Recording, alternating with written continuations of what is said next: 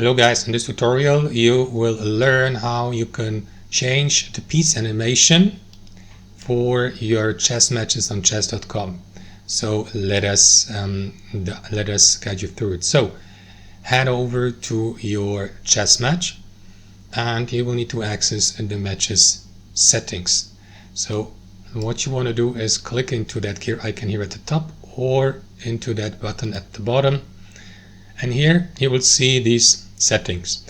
Scroll down and navigate to piece animations and select one of these. You can even turn them off entirely or select slow, medium, fast, natural, and arcade. So let me go with none. So if I save this and make a move, you will see that there are no animations, but I would like to enable them back again, so I will go with slow. And that's how it works, guys. Thanks for watching, and I'll see you next time.